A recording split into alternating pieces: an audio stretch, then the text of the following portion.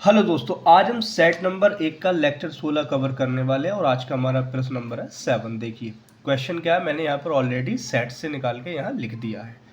लिस दे Broglie के द्रव तरंग अवधारणा से क्या तात्पर्य है? द ब्रॉगली तरंगदैर्घ्य के लिए संबंध गतिज ऊर्जा के पदों में स्थापित कीजिए। ओके, बाकी स्टेटमेंट मैंने लिख दिया, लेकिन मैं आपको एक सिंपल लैंग्वेज में समझाने की कोशिश करूंगा कि एक्चुअल में द ब्रॉगली जो तरंगदैर्घ्य है, ठीक है, द ब्रॉगली का जो स्टेटमेंट है वो क्या है। ठीक है, देखिए इन्होंने ये कहा है जो कण होता है, जैसे ये प्रकाश है, प्रकाश दो तरीके से काम करता है। एक कण की तरह इसके अंदर ये कणीय प्रकृति है, ठीक है, और दूसरा ये है, ये तरंगीय प्रकृति का है। ठीक है, अब इनका कहना ये है जो गतिशील द्रव है उसको भी दो तरीके से काम करना चाहिए। एक तो कणीय प्रकृति होनी चाहिए उसकी, और दूसरी तरंगीय प्रकृति होनी चाहिए। जिस प्रकार प्रकाश कणीय प्रकृति के साथ साथ तरंगीय प्रकृति रखता है, ठीक उसी प्रकार गतिशील द्रव, ठीक है, ठीक उसी प्रकार गतिशील द्रव भी कणीय प्रकृति के साथ साथ तरंगीय प्रकृति भी रखता है। यही है दी ब्रॉगली का स्टेटमेंट। तो बाकी मैंने यहाँ पे लिख दिया है, देख लो।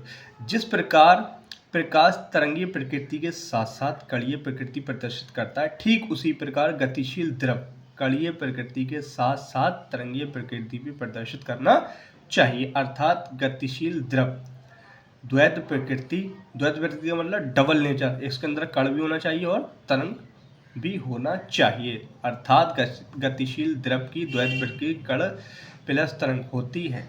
ठीक, तो ये था दी ब्रॉगली का स्टेटमेंट। बाकी अब यहाँ से हम निकालेंगे रिलेशन, संबंध निकालेंगे गतिज ऊर्जा। ठीक है, देखो मैं यहाँ पर शुरू करूंगा सबसे पहले आइंस्टीन के द्रव्यमान ऊर्जा समीकरण से। ठीक है, देखिए भाई आइंस्टीन के यहाँ पर अब हम करेंगे इसका डेरिवेशन। आइंस्टीन के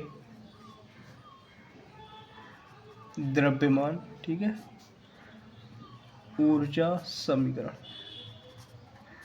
जानते होगे, देखा भी होगा। ई बराबर क्या होता है?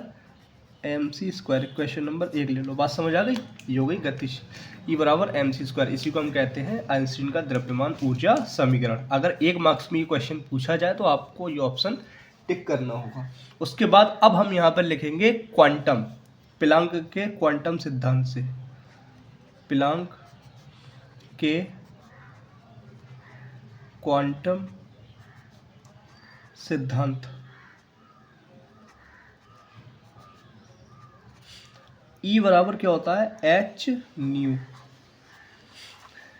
एक फोटोन की ऊर्जा। ठीक है, यह है एक फोटोन की ऊर्जा। अब हम क्या करेंगे, समीकरण 1/2 से, ठीक है, समीकरण 1/2 से, या फिर एक काम करो, ये ई और ये ई दोनों कैसे हैं? बराबर है। ये भी ई और ये भी ई बराबर है, तो ये mc² किसके बराबर आ जाएगा? एच न्यू के बराबर आ जाएगा। यहाँ लिख दो समीकरण 1/2 से। ओके, तो यहाँ पर mc² किसके बराबर आ जाएगा? एच न्यू के बराबर आ जाएगा। अब एक फॉर्मूला तुम जानते होगे, यहाँ पर जो न्यू होता है हमारा, न्यू किसके बराबर होता है?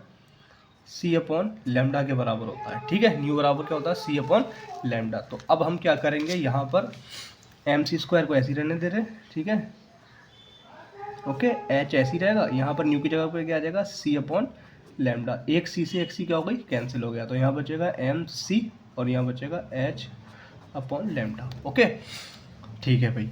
अब हम क्या करेंगे, लैम्डा को यहाँ भेजते हैं ऊपर। देखिए लैम्डा को हम भेजेंगे ऊपर, यहाँ पे क्या बचेगा? h/mc, मतलब ये हो गया m और ये हो गया वेग। ठीक है, द्रव्यमान और वेग को हम क्या कहते हैं? संवेग। p बराबर क्या होता है? mv। ओके, तो p बराबर m, बस यहाँ पर ये भी वेग है और यहाँ c ये प्रकाश का वेग है, तो p बराबर mc। यहाँ पर ये क्या आ जाएगा इसकी जगह पे? h/mc की जगह पे आ जाएगा p। तो ये आ गया अपने पास एक रिलेशन, जहां ये लैम्डा क्या है? डी ब्रॉगली तरंग दैर्घ्य। ठीक है, डी ब्रॉगली तरंग दैर्घ्य, जहां लैम्डा बराबर क्या है? द ब्रॉगली तरंग दैर्घ्य। ओके, और इसी लैम्डा को हम कहते हैं गतिशील द्रव्य की तरंग दैर्घ्य। ध्यान रखना, इसी को हम क्या कहते हैं, गतिशील द्रव्य की तरंग दैर्घ्य। ओके, अब एक संवेग और गतिज ऊर्जा में हमने रिलेशन पढ़ा था फर्स्ट ईयर क्लास में। संवेग और गतिज ऊर्जा में हमने एक रिलेशन पढ़ा था। देखो मैं लिख रहा हूँ P बराबर √2m के, ठीक है, P बराबर √2m के। एक काम और कर रहे हैं हम यहाँ पर, इसको इक्वेशन नंबर 3 मान लेते हैं, ठीक है। यहाँ पर P की जगह पे हम क्या लगाएंगे, उसका मान जो अभी लिखा था, ठीक है। देखो भैया, P का मान समीकरण 1 में रखने पर, P का मान 3 में रखने पर, समीकरण 3 में रखने पर, ओके। तो हमारे पास लैम्डा बराबर क्या था, h/p, ओके, h/p। तो ये हो गया लैम्डा, ये हो गया h, और बाकी p की जगह पे हम क्या रखेंगे, 2m के, √2m के। तो यही तक हमसे पूछा था, ओके। देखो क्या पूछा था हमसे, पहले देखो यहाँ पर